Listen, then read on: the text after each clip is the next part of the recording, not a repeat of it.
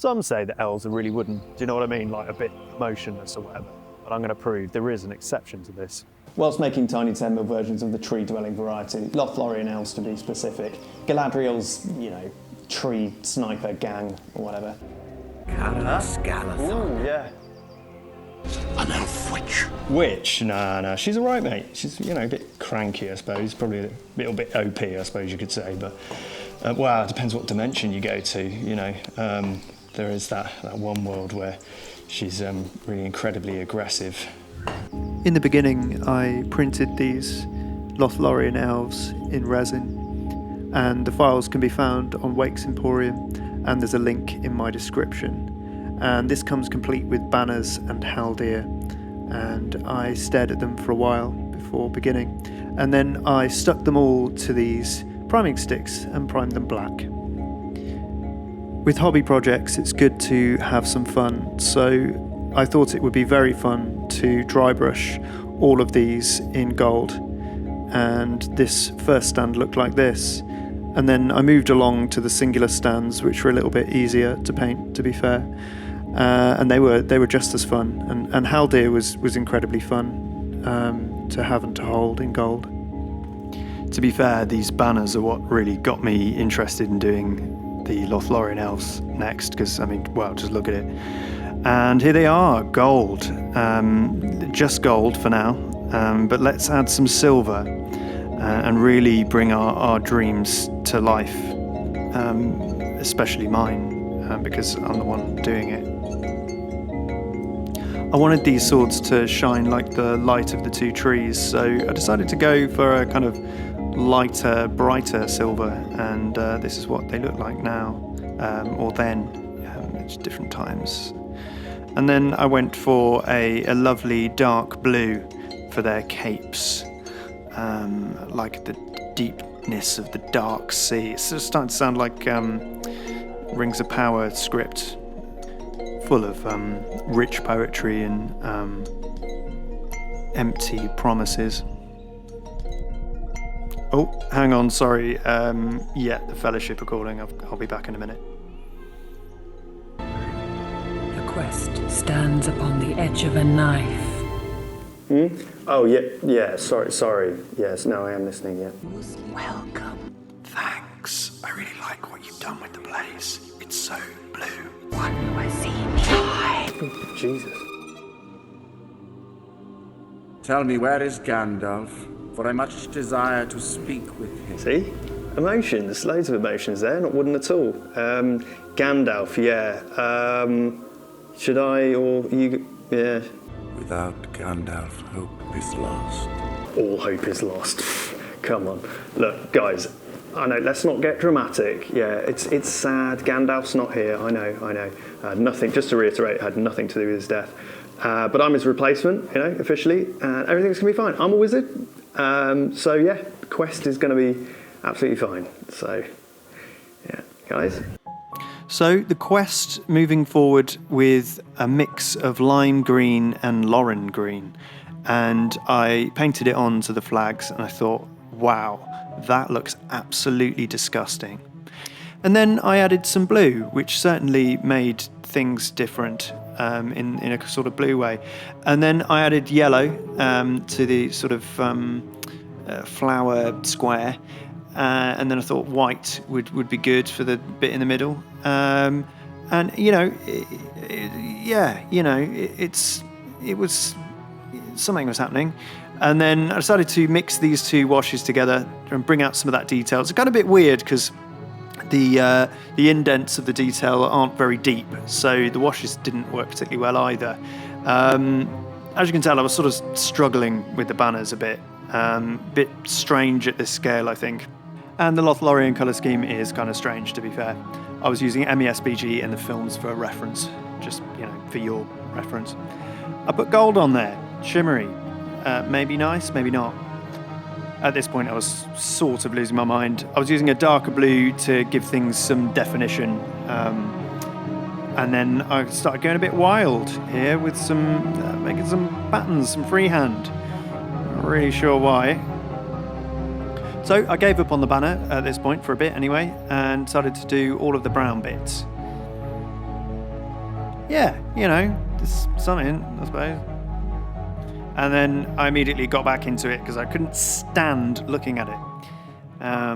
Kind of trying to do highlights and things on the side like I did with the Gondorian banners. And yeah, you know, from that distance, it's fine. It's fine.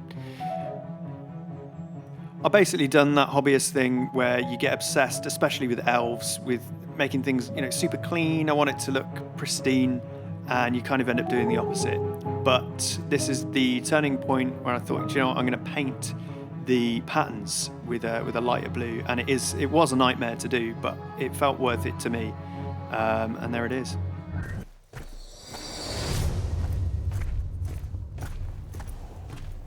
I bring word from Elrond of Rivendell. An alliance once existed between elves and men. Oh. See? Emotions. Smiling when hugged.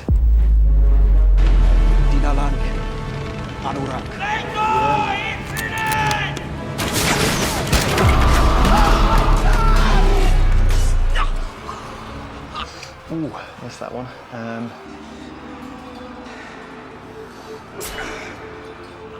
Okay, shot him. Aragorn?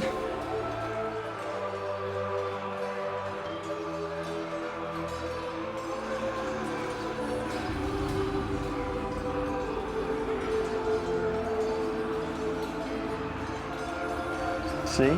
Emotions. Oh my god!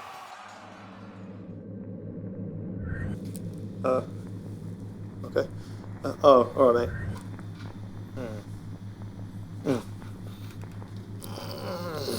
Sort out my hair. Yeah, that's better. Right, so what's been going down then? I've been losing my mind trying to get this video done. Everything's broken, including me and my brain. But it has been really fun, and I've learned a lot of stuff. And a big shout out to Tom, who came around today to save the audio, which had gone particularly bad. So if it sounds particularly crispy today, that's down to Tom, so thank you very much. Okay, this is the vortex, by the way. It's a pocket dimension between pocket dimensions, and it's where I usually reside. Oh yeah, and I'd also like to thank Grant, who sent me this absolute beast. Look at this thing. This is a Grand printed in resin, and he sent me this really kindly, just the kindness of his heart. Bless your heart, Grant. And this is 10 mil. Look at the size of this thing. This is for a 10 mil game. It's basically like a moving fortress, and I think it's really cool. I want to put some platforms on it, get some archers on it. Grond in the film is just absolutely massive, and I think this really replicates that feeling. My aim for the channel is to do this full time, and to be able to do that, quite frankly, it's got to be making some kind of money. And then I can concentrate on making the quality of the videos so much better. At the minute, you know, we're working, this is like 10% of what I can actually do. You know, a lot of this is rushed. It's just whenever I can, you know, the time I've got allotted, I do what I can. So I think I'd like to improve the quality, the themes, better stories, bigger projects, you know. So in service of that, I've launched a Patreon, and there's a link in my description. It's just a way really to help support the channel, and a way for me to be honest, at the minute, pay for the supplies that I go through and that kind of thing. And it gives you access to a Discord where you can talk directly to me and the others in our community. I'd like to extend a massive thank you from me, my channel, my family, to all of these people that have already signed up to my Patreon and are helping me, not just by financially helping the channel, but just, you know, getting me through these massive projects, making sure I don't go insane. Anyway, should we get back to it or whatever? Well, after a bit of a break, to be fair. Quite tired, actually.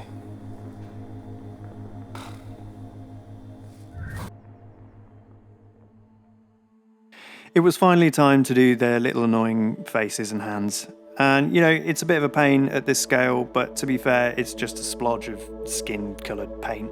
Especially inside the helmets, it really doesn't matter.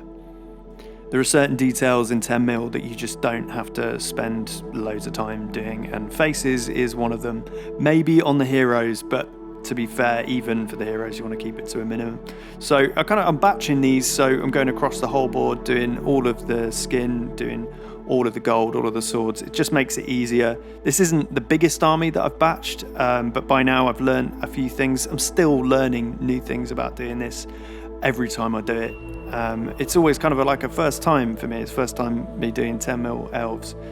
That's all the skin, all the brown done pretty much. Got a few tabs to clean up with a bit of brown paint, you know. It's just little bits at this point. So now there's one major step to do across the board in the batch painting, and that is doing all of the feathers on all of the arrows in white. And this was one of those interesting steps that made everything come together, actually. It made it feel like the army was one, it was unified. In comparison to the Gondorians, and to be fair, in some respects, the Orcs, these were a lot easier to paint and therefore actually quite relaxing. Like, this was a nice army to do. And I think it helped that I didn't try and go for like a massive army. I wanted to do, it felt right to do a smaller elite force of elves. I wanted to add a feeling of detail now to the feathers, so I decided to use this holy white contrast as a bit of a wash, basically, to fall into the crevices and create a feeling of at least, you know, light detail. And it worked pretty well. You know, I was happy with that. I haven't used this contrast in this way before. Moving on to the flags, again with this disgusting green colour. Again, this was one of those experimental processes where I was kind of trying to find a nice balance of colours using the blue and the green and the yellow. A little bit of freehand here and there to kind of, you know, make it feel a bit more detailed, a bit better. But again, it's so tiny, it's really hard to make that work. And most of my nice brushes are completely gone. So that was fun. But yeah, things came right in the end, and I was happy with the result. Yeah, look at him. Moving on to Haldir, his lovely face first, nice and simple. And then a burgundy red for the base on his cape. Lovely jubbly. Mephiston red for the highlights.